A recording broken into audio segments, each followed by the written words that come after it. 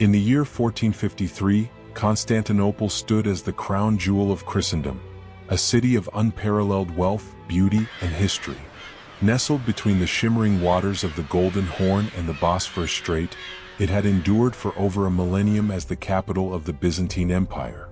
Its walls had repelled countless invaders, and its streets had witnessed the ebb and flow of empires. But beneath the grandeur of domes, palaces, and bustling markets, a storm was gathering, one that would reshape the course of history forever. To step into Constantinople in the mid-15th century was to enter a city suspended between past and present. The Hagia Sophia, the great basilica constructed under Emperor Justinian, dominated the skyline with its massive dome, a testament to human ingenuity and the empire's spiritual devotion. Inside, gold mosaics glimmered in the light that streamed through stained glass, telling stories of saints, emperors, and miracles. The air was filled with the scent of incense, mingled with the salty breeze of the sea. Life in Constantinople was vibrant. Merchants from Venice, Genoa, and beyond filled the markets with silks, spices, and precious metals. Scholars debated philosophy in shaded courtyards. Monks meticulously copied ancient manuscripts, preserving the knowledge of the ages for future generations. Soldiers drilled in the streets, ever vigilant behind the imposing Theodosian Walls, the ultimate symbol of the city's strength.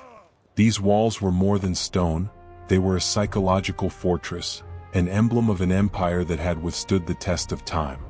Yet the city's grandeur concealed its fragility. The Byzantine Empire, once a powerhouse of the eastern Mediterranean, had shrunk to Constantinople and a handful of territories along the Aegean coast. Its population had dwindled to perhaps 50,000 souls, a shadow of the thriving metropolis it had been centuries earlier. Political intrigue simmered within the palace. Nobles plotted, generals debated, and the emperor, Constantine XI, understood the immense responsibility he bore: to protect a city that represented the last beacon of a fading civilization. Constantinople was more than a city, it was a symbol. Its fall would not just signify the end of an empire, but the collapse of centuries of tradition, faith, and knowledge. Artists, architects, and merchants were the lifeblood of the city, maintaining a fragile balance between survival and decadence. From the cafes along the shoreline to the hidden chapels in the hills, life continued, almost oblivious to the shadow gathering on the horizon. And yet, beyond the walls, history was moving swiftly. A new power had risen in Anatolia, one that would challenge the old order. The Ottoman Turks, led by a young and ambitious sultan, Mehmed II, were expanding at a terrifying pace. Armies were trained, cannons were forged, and a siege that would shake the very foundations of Europe was being prepared. Constantinople, for all its splendor, would soon face a test unlike any it had ever known. A confrontation between the old world and the new, between stone walls and gunpowder, between centuries of tradition and the unstoppable tide of change. As the sun set over the Bosphorus, painting the domes and towers in gold and crimson, the citizens of Constantinople could not know that their city, their home, and their empire were about to face its final, fateful trial. Beyond the walls of Constantinople, a storm had been gathering for decades. The Ottoman Empire, once a small principality in northwestern Anatolia, had grown into a formidable force under a succession of ambitious sultans. By the mid-15th century, the Ottomans controlled nearly all of Anatolia and had pushed deep into the Balkans. Their influence was no longer regional, it was a rising power that threatened the very heart of Christendom. At the center of this new power stood a young, determined ruler, Mehmed II. At just 19 years old, he had ascended the throne with a vision that extended far beyond the borders of his inherited lands. Unlike his predecessors, Mehmed was not content to be a regional sultan. He dreamed of conquest, of cementing the Ottoman Empire as the dominant force in both East and West. And to achieve this, there was only one prize: Constantinople. Mehmed understood the city's significance. It was the key to controlling trade between Europe and Asia, the gateway to the Mediterranean, and the symbolic jewel of the Byzantine Empire. Capturing it would not only secure wealth and strategic advantage, it would also declare the Ottoman Empire as a power that could rival any kingdom or principality in Europe. To prepare for the siege, Mehmed assembled a force unlike anything the world had seen.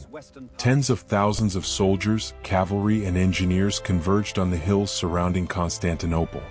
Cannons, massive, terrifying engines of destruction, were transported from far-off foundries and positioned to batter the city's fabled walls. These were not ordinary cannons. Some were nearly 27 feet long and weighed more than 15 tons, capable of hurling stone projectiles large enough to crush a man or collapse a tower. Ottoman engineers spent months perfecting their use, creating an arsenal designed specifically to overcome the city's legendary fortifications. Mehmed also understood the importance of psychological warfare. Scouts and spies infiltrated the city, observing patrols, noting weaknesses, and spreading rumors to sow fear among the citizens. The young sultan even constructed a massive floating bridge across the Golden Horn, bypassing the sea chain that protected the city and demonstrating both ingenuity and determination. Inside Constantinople, news of Mehmed's preparations spread like wildfire. Panic mingled with disbelief. For centuries, the Theodosian Walls had repelled every invader, from the Persians to the Bulgars, from the Crusaders to the fierce armies of the Seljuks. Could these walls, these centuries-old fortifications, withstand the power of cannons and the cunning of a determined sultan? Emperor Constantine XI, a man of courage and conviction, called upon every able-bodied man and foreign mercenary he could muster. Genoese sailors, Venetian soldiers, and even knights from far-off lands joined the defense. The Byzantine leadership knew that time was not on their side. Supplies were limited, morale was fragile, and the city's population, though accustomed to grandeur, was not prepared for the horrors to come. Every day, more scouts reported Ottoman movements, each detail a reminder of the inevitable clash. From the battlements, sentries watched as the Ottoman army encamped outside the walls, a sea of tents, banners, and war machines stretching for miles. The tension was palpable. Mehmed II, patient and calculating, understood that a hasty assault would be costly. Siege warfare was an art, and he was its master. Towers and trenches were built, siege engines positioned with precision, and supplies stockpiled to outlast the defenders. Yet the young sultan also recognized the value of a bold, decisive strike. A moment when courage and innovation could overwhelm even the most formidable defenses. By spring of 1453, the Ottoman threat was no longer a distant rumor or an abstract fear. It was real. The walls of Constantinople, once symbols of invincibility, were under the shadow of cannons and the gaze of an ambitious conqueror.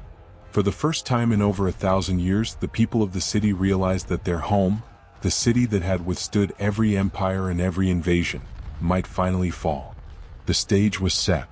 The final chapter of the Byzantine Empire was about to unfold, and the world would never forget the siege that followed.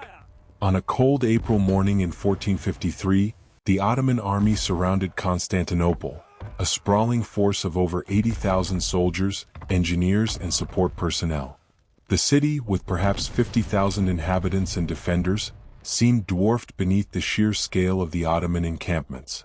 Towers of tents, watchfires, and the steady rhythm of military preparation stretched across the hills outside the city. The air was thick with tension, the kind that precedes history-changing events. For centuries, Constantinople's Theodosian Walls had been deemed impenetrable. Constructed over multiple generations and reinforced with towers every few dozen meters, they were the ultimate defensive structure of the medieval world. High and wide, with a secondary wall running parallel and a moat deep enough to deter siege engines, these fortifications had repelled countless attackers. But now, technology was changing the rules of war. Cannons, once little more than curiosities, had evolved into massive engines of destruction capable of breaching stone walls with relentless bombardment. Mehmed II wasted no time. Ottoman engineers positioned the largest cannon ever seen, the legendary Basilica, a monstrous artillery piece capable of hurling stone boulders the size of small carriages. Day after day, the cannon fired with terrifying precision, shaking walls and rattling the nerves of Constantinople's defenders. Each explosion sent clouds of dust and stone fragments flying, creating small craters and weakening even the thickest sections of the fortifications. Inside the city, Emperor Constantine XI coordinated a desperate defense. Soldiers, mercenaries, and citizens labored together to repair damaged walls, fill gaps with rubble, and keep morale alive. Boiling oil, archers, and fire pots were deployed to repel any Ottoman forces attempting to scale the walls. The defenders had courage in abundance, but the numerical imbalance was staggering. The Ottomans did not rely solely on brute force. Nightly assaults and feints kept the Byzantines constantly vigilant, preventing them from resting. Ships laden with soldiers attempted to breach the chain that blocked access to the Golden Horn, only to be met with fire arrows and grappling hooks. Mehmed, ever the tactician, adapted quickly, moving his fleet and building a makeshift road to transport ships overland into the Horn, a brilliant maneuver that bypassed the city's strongest naval defenses. Life inside Constantinople during the siege was grim. Residents of the city, many of whom had never held a weapon, helped haul supplies, mend walls, and care for the wounded. Markets emptied, fear replaced commerce. Bells rang not in celebration, but to signal alarm, reminding citizens that every day could be their last. The smell of smoke, human sweat, and fear hung in the air, mingling with the scent of the sea.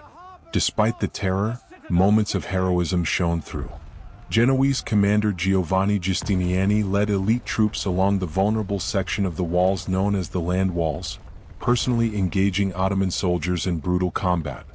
Archers rained arrows on attackers with deadly precision, and miners tunneled beneath siege towers, attempting to collapse them. Each day was a brutal dance of life and death, a constant struggle to hold back the inexorable tide. Yet Mehmed's patience and determination never wavered. The bombardment continued without pause. Siege towers, reinforced with timber and leather, crept toward the walls under cover of darkness. Small Ottoman units attempted to scale the walls in night raids, testing defenses and exhausting the defenders. Every day, the city's physical and psychological endurance was tested to the limit. By late May, cracks had begun to appear, both in the walls and in the defenders' resolve. The cannons had done their work. Sections of the great fortifications showed signs of collapse. The once mighty city that had repelled the Persians, the Arabs, and the Crusaders was feeling the relentless pressure of a new era of warfare. And while Constantinople had survived for more than 1,000 years, the siege had revealed a harsh truth. The medieval world and its reliance on stone and steel might not survive the age of gunpowder. The stage was now set for the final, decisive assault, a day that would determine the fate of an empire and leave an indelible mark on history. By early May 1453, Constantinople was holding on by a thread. The relentless Ottoman bombardment had shattered sections of the city's walls, and fatigue gnawed at both soldiers and civilians alike. The city's defenders knew that the end was near, yet there was no surrender. Emperor Constantine XI, a figure of courage and dignity, moved among the walls, rallying troops, inspiring civilians, and embodying the very spirit of Byzantium. His presence was a beacon of hope in a city teetering on the edge of collapse. Mehmed II, watching from the Ottoman camp, knew that timing was everything. A hasty assault could cost thousands of lives and allow the Byzantines a chance to recover. Patience, strategy, and psychological pressure were his greatest allies. Then, on the morning of May 29th, the Sultan launched his final, devastating assault. The Ottoman army, numbering over 80,000, surged forward in waves, battering the weakened walls with cannons and scaling towers. Smoke and dust choked the air, punctuated by the roar of artillery and the clash of steel. Inside the city, chaos reigned.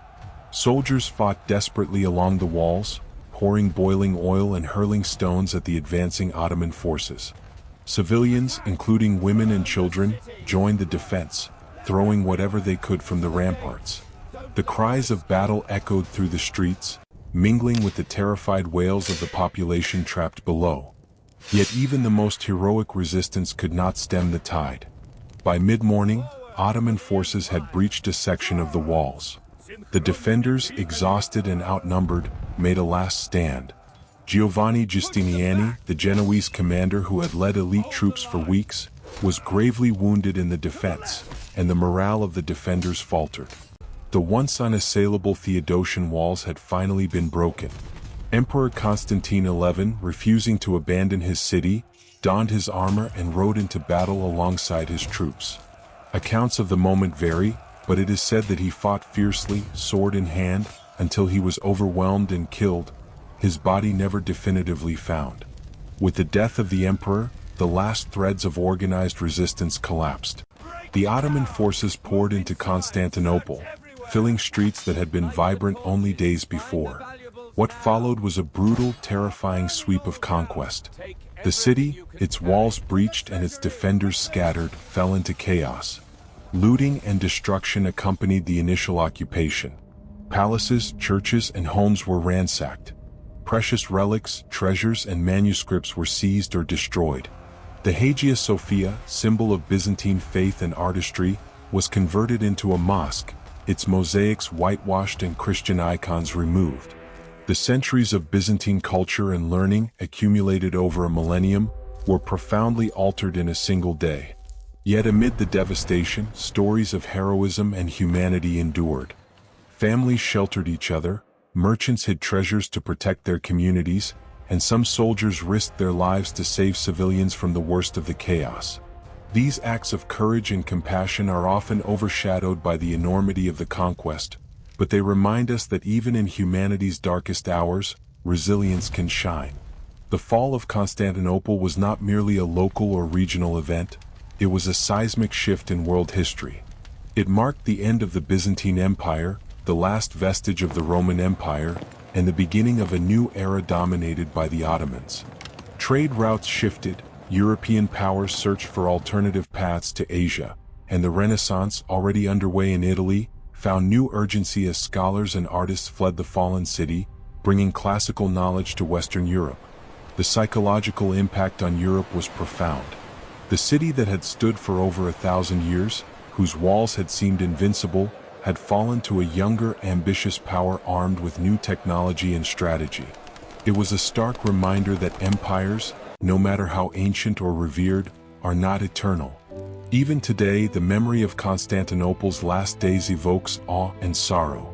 The city, reborn as Istanbul under Ottoman rule, still bears traces of its Byzantine past in its architecture, its streets, and its stories.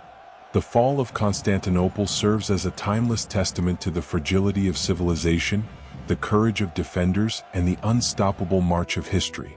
The fall of Constantinople on May 29, 1453, was more than the collapse of a city, it was the end of an era.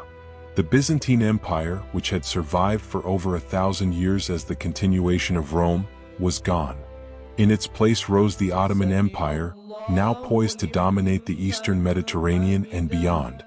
The consequences of that single day rippled across Europe, the Middle East, and even Asia, reshaping trade, culture, and the balance of power. For the citizens of Constantinople, life after the conquest was unrecognizable. Survivors were often enslaved, sold to distant lands, or forced to convert to Islam. Palaces that had once housed emperors became administrative centers for the new rulers. Churches, including the magnificent Hagia Sophia, were converted into mosques. Yet despite the loss and destruction, the city endured, reborn under a new identity that would eventually evolve into the modern metropolis of Istanbul. Europe felt the shock acutely. Constantinople had been the bridge between East and West, a hub for trade, knowledge, and diplomacy. Its fall severed familiar routes and forced European powers to seek alternative paths to Asia, inadvertently catalyzing the age of exploration. The voyages of Columbus, Vasco da Gama, and Magellan were directly influenced by the Ottoman control of trade routes and the collapse of Byzantine power. A world that had long looked east toward Constantinople now looked to the seas. The migration of scholars from the fallen city also accelerated the Renaissance in Western Europe. Greek philosophers, mathematicians, and theologians fled the Ottoman advance, bringing with them precious manuscripts, classical texts, and centuries of accumulated knowledge. Cities such as Florence, Venice, and Rome suddenly had access to works that had been preserved only in Constantinople. This influx of knowledge sparked intellectual growth, reshaping art, science, and philosophy. In a sense, the fall of Constantinople helped ignite a cultural rebirth that would transform Europe forever. The military innovations seen during the siege, most notably the use of massive cannons and gunpowder artillery, also signaled the dawn of a new age of warfare. Stone walls, once symbols of invincibility, were no longer sufficient to withstand modern siege technology. Fortifications across Europe were redesigned, and military strategy evolved to accommodate the realities of gunpowder warfare. Constantinople's fall was both a warning and a lesson, demonstrating that even the mightiest of cities could fall to innovation, determination, and ambition. Yet the human story remains at the heart of this event. Emperor Constantine XI, the last Roman emperor, became a symbol of courage and sacrifice. Stories of ordinary citizens who fought, hid treasures, or protected their families are still remembered in chronicles and oral traditions. The siege and fall of Constantinople exemplify the extremes of human experience: heroism, terror, tragedy, and resilience. Even today, the legacy of 1453 is evident. Istanbul's skyline, a blend of Byzantine churches and Ottoman mosques, tells the story of centuries of conquest, adaptation, and rebirth. Archaeological remnants of the Theodosian Walls still stand, silent witnesses to the ingenuity and determination of the people who built them. Scholars study the siege not only for military insights but also for its cultural and historical significance, understanding that this single event bridged two worlds, the medieval and the modern. The fall of Constantinople reminds us that history is never static. Civilizations rise, flourish, and sometimes fall, leaving behind lessons for those who follow. It teaches us that technological innovation, political ambition, and human courage can alter the fate of empires. It also reminds us of the fragility of civilization and the enduring power of memory. As we walk through the streets of modern Istanbul, we can trace the echoes of the past in the city's architecture, in the call of the muezzin mingling with the stones of Byzantine churches, and in the very layout of the city itself. Constantinople's story is not just a tale of loss, it is a story of rebirth, adaptation, and the relentless march of history. It is a testament to human resilience and a reminder that even in the face of overwhelming odds, life and civilization finds a way to continue. The Byzantine Empire may have fallen, but its legacy endures. Through art, architecture, philosophy, and collective memory, Constantinople continues to live on, reminding us that while empires may fall, the stories they leave behind are eternal. And so, the siege of 1453 is more than a historical event. It is a lesson in courage, strategy, and resilience, a story of a city that faced annihilation and transformed the world forever.